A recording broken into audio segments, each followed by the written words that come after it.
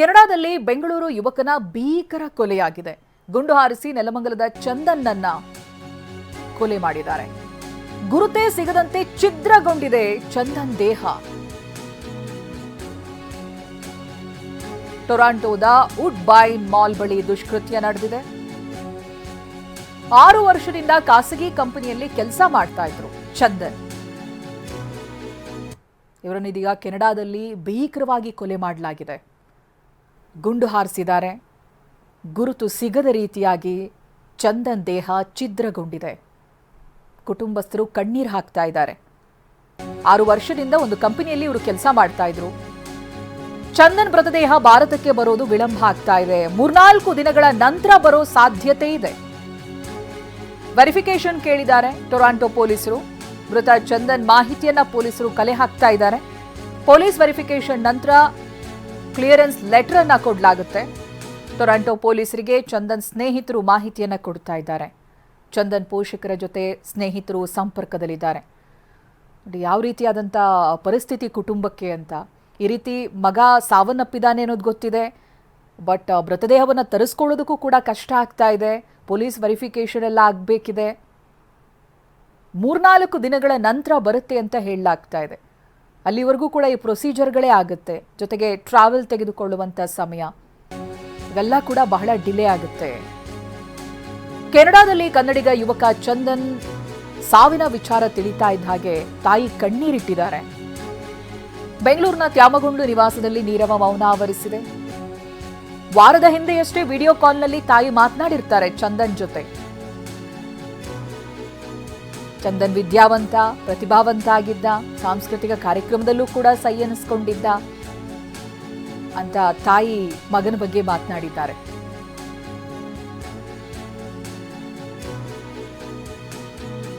ಕೆನಡಾದಲ್ಲಿ 3 ಸಂಘಟನೆಗಳನ್ನ ಕಟ್ಕೊಂಡಿದ್ದ ಚಂದನ್, ಅದೇ ಅವನಿಗೆ ಮುಳುವಾಯಿತು ಅಂತ ತಾಯಿ ಅನುಮಾನ ವ್ಯಕ್ತಪಡಿಸಿದ್ದಾರೆ. ಮೃತದೇಹವನ್ನು ತರಿಸ್ಕೊಡೋದಕ್ಕೆ ಸಹಾಯ ಮಾಡಿ ಅಂತ ಮನವಿಯನ್ನ ಕೂಡ ಮಾಡಿಕೊಂಡಿದ್ದಾರೆ. ಮಗನ ಸಾವಿನ ಸುದ್ದಿ ಕೇಳ್ತಾ ಇದ್ದಾಗೆ ತಾಯಿ ಗೋಳಾಡಿದ್ದಾರೆ.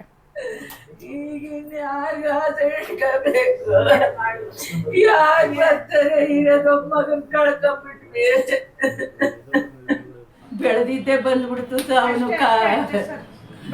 ಎಲ್ಲಾದ್ರಲ್ಲೂ ಬೆಳೆದ್ ಬಿಟ್ನಲ್ಲ, ಅವ್ರಿಗೆ ಸಹಿಸಕ್ಕಾಗ್ಲಿಲ್ಲ. ಇಲ್ಲಿ ನಾವು ನೊಂದ್ಕಂತೀವಿ ಅಂತ ಏನೂ ಹೇಳ್ತಿರ್ಲಿಲ್ಲ ಸರ್. ತಂದೆ ತಾಯಿಗೆ ನೋವು ಕೊಡಬಾರ್ದು ಅಂತ ಚಿಕ್ಕ ವಯಸ್ಸಿಂದನೂ ಹಂಗೆ ಬೆಳೆದ್ ಬಂದ ಸ ಅವನು. ಅಲ್ಲಿ 3 ಸಂಘ ಮಾಡಿದ್ದ ಸರ್. ಯಾರು ವಿಜಯ್ ಕುಮಾರ್ ಆಡಳಿತಾರಲ್ಲ ಅವ್ರು ಬರ್ಲಿ ಯಾರು ಬರ್ಲಿ ಎಲ್ಲಾ ಅವನೇ ನಡೆಸ್ಕಂತಿದ್ದ. ಅದೆಲ್ಲಾ ಕಣ್ಣೂರಿ ಬಿದ್ದು ಅವರೇ ಏನೋ ಬರ್ರಿ ಅಂತಂದ್ ಕರೆದ್ಬಿಟ್ಟು ಶೂಟ್ ಮಾಡವ್ರೆ ಸ ಹೊಟ್ಟೆ ಕಿಚ್ಚಿಗೆ. ಬೆಳೆದಿದ್ದೆ ಬಂದ್ಬಿಡ್ತು. ಕನ್ನಡದವ್ರದೇ ಒಂದ್ ಸಂಘ ಮಾಡಿದ್ದ. ಇಂಟರ್ನ್ಯಾಷನಲ್ ಕಾಲ್ ಅಂತ ಬಂತು. ನಮ್ಮ ಯಜಮಾನ್ರಿಗೆ ಭಯ ಆಯ್ತು, ಮಾತಾಡ್ಬೇಕೋ ಬೇಡವೋ ಅಂತಂದ್ಬಿಟ್ಟು ಅವರು ಮಾತಾಡ್ಲೇ ಇಲ್ಲ. ಆಮೇಲೆ ಮಗನಿಗೆ ಫೋನ್ ಮಾಡಿದ್ರು, ಹಿಂಗ್ ಕಾಲ್ ಬರ್ತಾಯ್ತಪ್ಪ ಮಾತಾಡ್ಬೇಕೋ ಬೇಡವೋ ಅಂತ. ಅವನು ಇದ್ರೆ ತಾನೇ ಮಾತಾಡ್ಲೇ ಇಲ್ಲ. ಆಮೇಲೆ ಇನ್ನೂ ಒಂದ್ಸರಿ ಕಾಲ್ ಮಾಡಿದ್ರು. ಅವಾಗ ಬಂದು ನಾನೇ ಎತ್ತದೆ.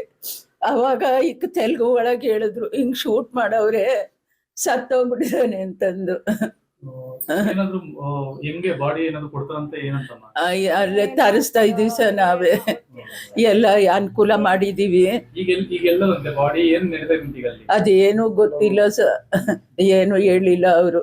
ಇಲ್ಲಿ ನಾವು ನಮ್ಮ ಫ್ಯಾಮಿಲಿಯಲ್ಲಿ ಅವನೊಬ್ಬನೇ ಈಗ ಹೊರದೇಶಕ್ಕೆ ಹೋಗಿದ್ದಿದ್ದು. ಎಲ್ರಿಗೂ ತುಂಬ ಆಸೆ ಇತ್ತು, ಚೆನ್ನಾಗಿ ಇದು ಮಾಡ್ಕೊತಿದ್ದಾನೆ, ಎಲ್ಲರನ್ನೂ ಹೊಂದ್ಕೊಂಡು ಚೆನ್ನಾಗಿದ್ದಾನೆ ಅಂತ. ಈಗ ಸುಮಾರು ಒಂದು 7-8 ತಿಂಗಳ ಮುಂಚೆ ಅವ್ರ ತಾತ ಅವ್ರು ತೀರ್ಕೊಂಡ್ರು. ಅವಾಗ ಬಂದಿದ್ದಷ್ಟೇ. ಎಲ್ಲರನ್ನೂ ಚೆನ್ನಾಗಿ ಮಾತಾಡಿಸ್ಕೊಂಡು ಎಲ್ರಿಗೂ ಗಿಫ್ಟ್ ತಂದು ಕೊಟ್ಟು, ಯಾವಾಗೂ ಅವನು ಆ ಥರ ಇದೇ ಇರಲಿಲ್ಲ, ಭಾವನ್ಗೆ ಕೆಟ್ಟ ಭಾವನ್ಗೆ ಇರಲಿಲ್ಲ. ಎಲ್ಲರೂ ಒಂದೇ ಅನ್ನೋ ಥರ ಇದ್ದ. ಕೊನೆ ಆಸೆ ಅವ್ರ ತಾತನ್ನು ನೋಡ್ದ. ಏನೂ ಹೇಳ್ಕೊಂಡಿರ್ಲಿಲ್ಲ. ತಾತ ಅವರು ಏಜ್ ಆಗಿತ್ತು ಅಷ್ಟೇ. ಮೊಮ್ಮನಿಗೆ ನೋಡ್ಬೇಕು ಅನ್ನೋ ಆಸೆನೂ ಇತ್ತು. ಬಂದು ಆ ಆಸೆನೂ ತೀರಿಸ್ದ. ಮದ್ವೆ ನೋಡ್ಬೇಕು ಅಂತ ಅವ್ರಿಗೆ ತಾತ ಅವ್ರಿಗೆ ಆಸೆ ಇತ್ತು, ಅದೇನು ಇರ್ಲಿಲ್ಲ. 2-3 ನೋಡಿದ್ವಿ. ಯಾಕೋ ಅವ್ನು ಬಂದು ಭಾಳ ದಿವಸನೂ ಇರ್ಲಿಲ್ಲ, 1 ತಿಂಗಳಿದ್ದ. ಅದೇ ನಮ್ಮನೇಲಿ ಬೇರೆ 2 ಮದ್ವೆ ಇದ್ವು, ಅದು ಇದು ಎಲ್ಲರ ಜೊತೆ ಸೋಷಿಯಲ್ ಆಗಿ ಇರ್ತಿದ್ದ. ಆಮೇಲೆ ಕ್ಲಾಸಲ್ಲೂ ಚೆನ್ನಾಗಿ ಓದ್ತಾ ಇದ್ದ, ರ್ಯಾಂಕ್ ಸ್ಟೂಡೆಂಟೇ ಆಗಿದ್ದ. ಆಮೇಲೆ ಎಲ್ಲರ ಹಚ್ಕೊಂಡಿದ್ದ, ಎಲ್ಲರನ್ನು ಚೆನ್ನಾಗಿ ಹೊಂದ್ಕೊಂಡು ಮಾಡಿಕೊಂಡು, ಕಷ್ಟ ಸುಖ ಆಯಿತು, ಜನರಲ್ ನಾಲೆಡ್ಜ್ ಆಯಿತು, ಪ್ರತಿಯೊಂದರಲ್ಲೂ ಮುಂದಿದ್ದ ಅವನು. ಏನು ಜನಸೇವೆ ಇದೆಲ್ಲ ಭಾಳ ಇತ್ತು ಅವನಿಗೆ. ಮತ್ತೆ ಅಲ್ಲೇ ಸೆಟ್ಲ್ ಆಗ್ಬೇಕು ಅಂತ ಪ್ಲಾನ್ ಮಾಡಿದ್ರೆ ಇಲ್ಲ ಇಲ್ಲಿ ಬರಬೇಕು ಅನ್ನೋ ಆಸೆ ಇತ್ತು ಅವನಿಗೆ. ನೀವು ಯಾವತ್ತು ಲಾಸ್ಟ್ ನೋಡಿದ್ರಿ? ಅಂದರೆ ಒಂದು 6 months ಬ್ಯಾಕ್. ಹೆಂಗ್ ಮಾತಾಡಿದ್ರಿ? ಏನ್ ಮಾತಾಡಿದ್ರಿ ಹೇಳ್ಕೊಂಡಿದ್ರಿ? ಇಲ್ಲ, ಒಂಥರ ಆಪ್ಟಿಮಿಸ್ಟಿಕ್ ಆಗೇ ಇದ್ದ ಅವನು. ಎಲ್ಲರನ್ನೂ ಚೆನ್ನಾಗಿ ಮಾತಾಡಿಸ್ಕೊಂಡು ಎಲ್ಲ ಚೆನ್ನಾಗಿದ್ದ. ಎಲ್ಲರ ಜೊತೆ